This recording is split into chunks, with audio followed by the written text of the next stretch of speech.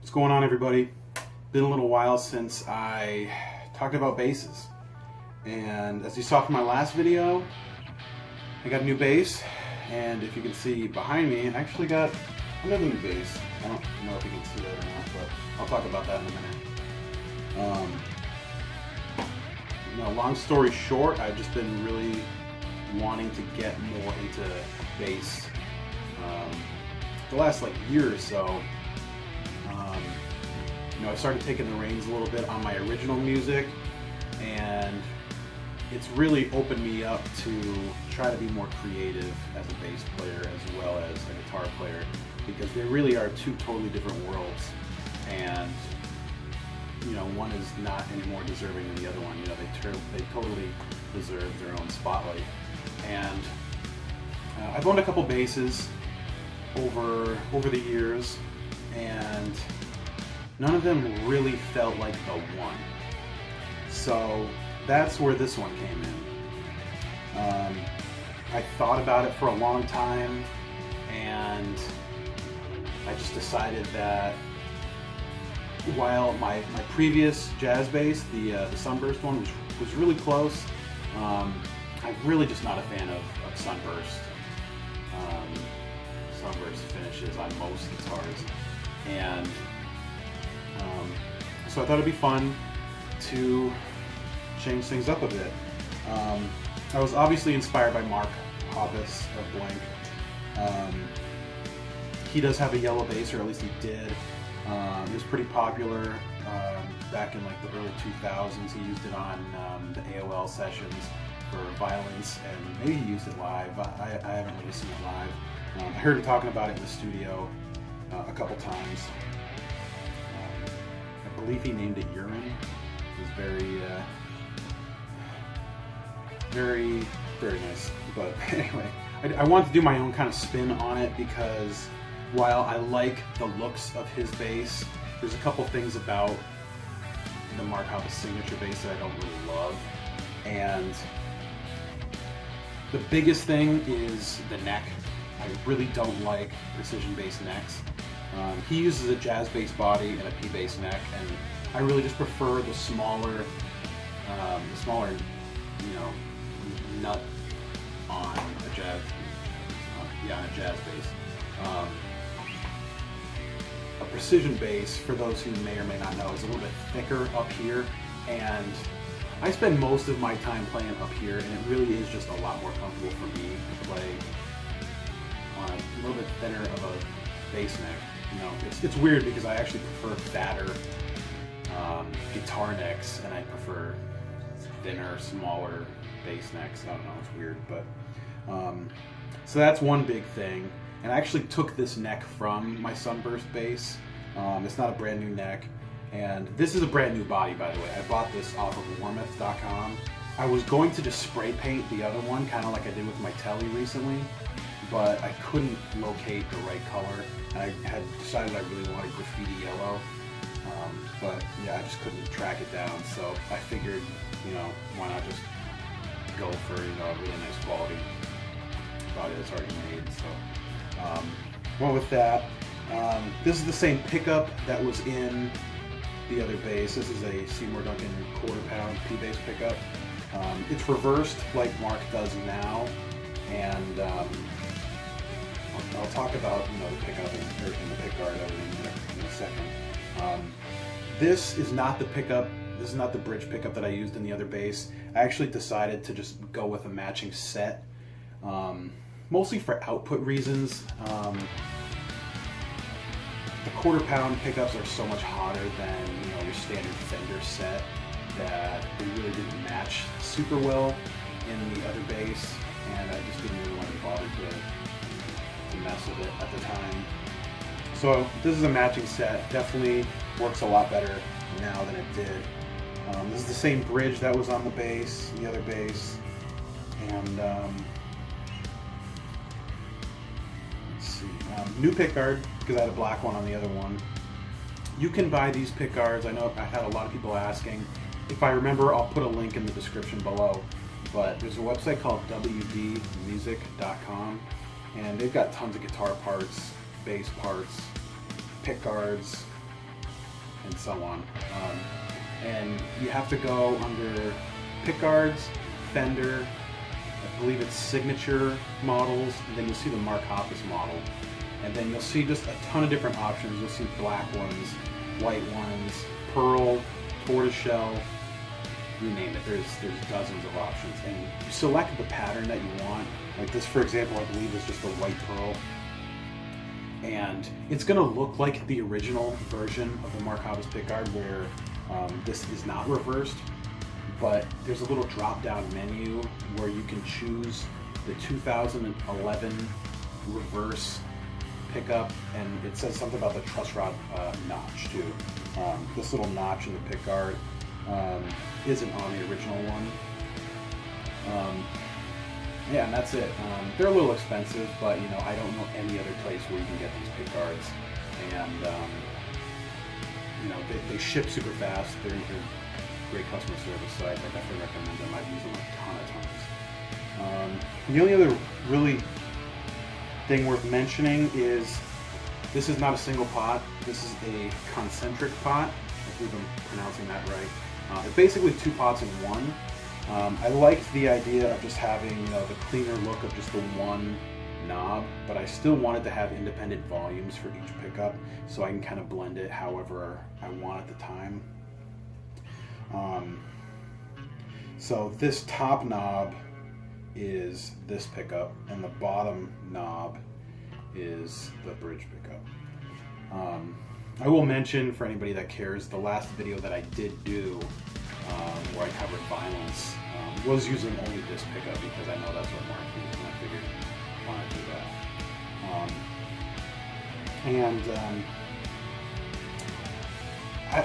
I didn't make that video basically as a way of, you know, trying to make this seem like, you know, this was the bass he used for that. I know there were some differences, but I knew if I didn't do that video, if I didn't do a cover of violence with this bass, I'd have at least a few people asking for it, so I figured I'd just get out of the way and, you know, make everybody happy right off the bat. So, yeah, I'm super happy about this bass. It sounds great.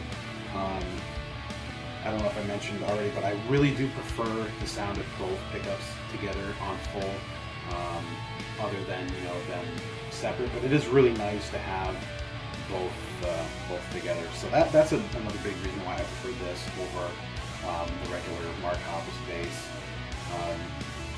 And for those who obviously don't know, maybe people who are newer to my channel, I have actually owned a Mark Hoppus bass. It was actually my second bass, and I've got quite a few covers on my channel using that. And it was a great sounding bass, but like I said, that thicker neck was really tough on my hands, and I really just didn't prefer it. It was one of the newer ones with the reverse pickup, and it was like a see-through seafoam green or surf green.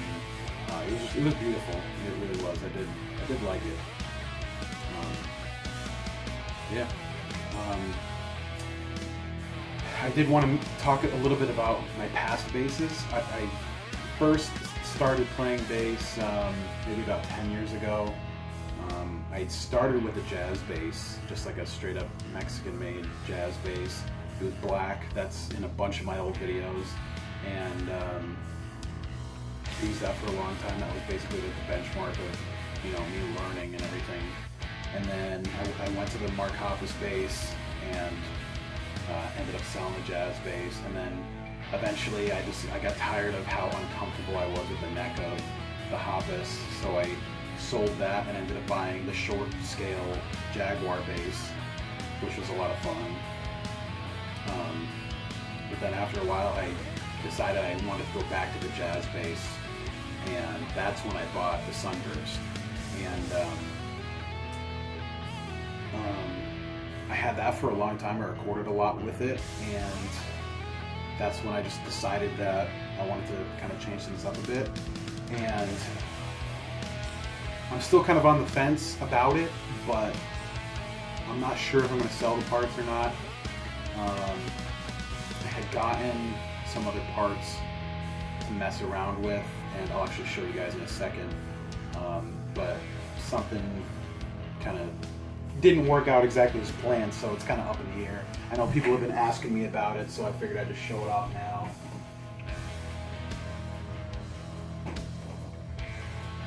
So it's not finished, obviously. This is still kind of sticking out, but I found this neck on Reverb for dirt cheap, and I figured I'd take a chance on it. It's a Squire neck. The name's been sanded off, but I figured, you know, whatever. I love the look of the black block inlays on maple neck with a sunburst finish. You know, I say I don't like sunburst finish, but in this situation, I really dig it. But unfortunately, this neck, even though that it fit with the mounting plate there, that was like my biggest concern. I didn't think that it would screw in properly, but it did. But what I found out is that this neck is actually like a 1/16 of an inch too thick. It's actually, you know, thicker this way, and so these strings are completely resting on top of it. It does nothing at all, and I could raise up this bridge all the way and it won't do anything. So I could, you know, have the neck pocket routed down lower, but then again, that would make the neck, you know, incompatible for any other neck if I wanted to do something else. So I considered doing that, but I think I'm going to turn away from it. I think I'll end up selling this neck, and hopefully I can find another one like it, maybe just a Fender made one, or even Warmth. I did see some nice ones on there, and you know, maybe I'll get that going. But I ended up, it already came with the black tuners on here, so I was like, oh, you know, I could do maybe like some black hardware. So I bought a black bridge. I thought that looked pretty cool. It's just a Goto bridge, and then I had a plate on here.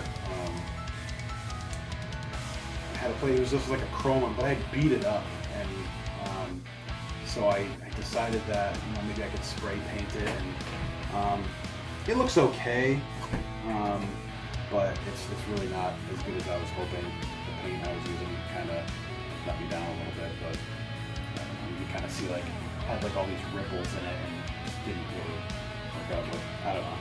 I'll probably just end up buying a cheap one if I do anything with this or not.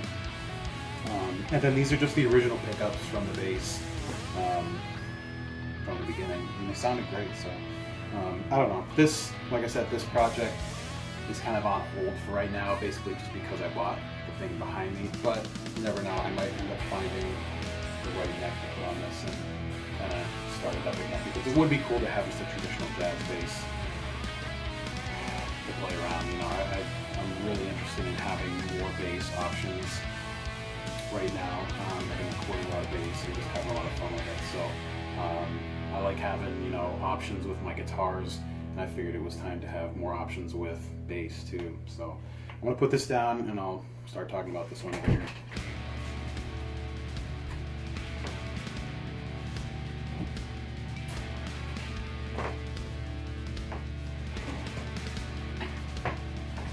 Alright, so I literally just got this yesterday, and I had played one for the first time, I don't know, maybe a month or two ago, and honestly I was just looking for something a little different in the bass department, and this just kind of stuck out.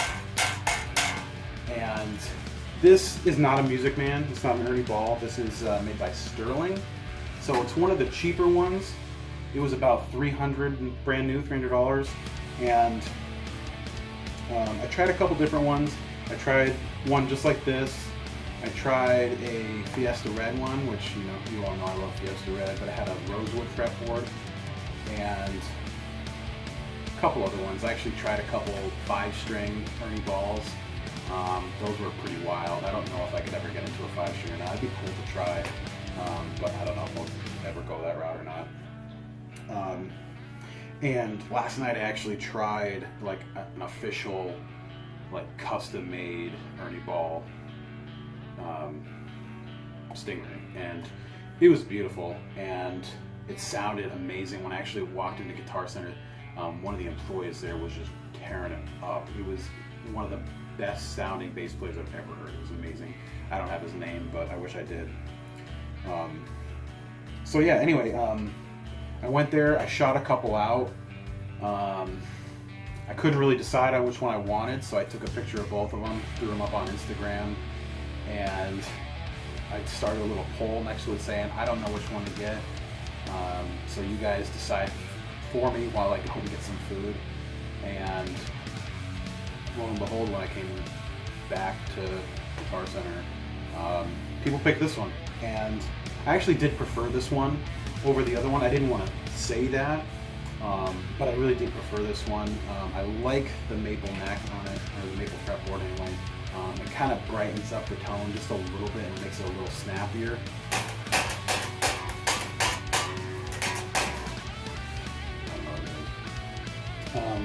But yeah, it sounds really good.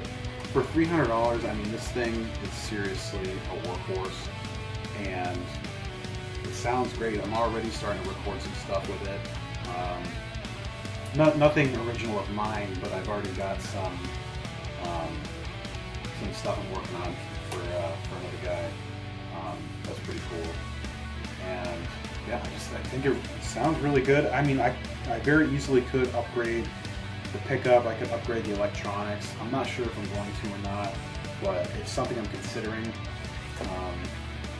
I do also want to say that, you know, I A/B'd not only this one and the Fiesta Red one, but I also compared it to that Ernie Ball one and a 4-string, and the other one was beautiful. It really was, but it had a little bit chunkier of a neck, and I don't really know the neck profiles for Ernie Ball stuff very well, but that one definitely had a more rounded neck.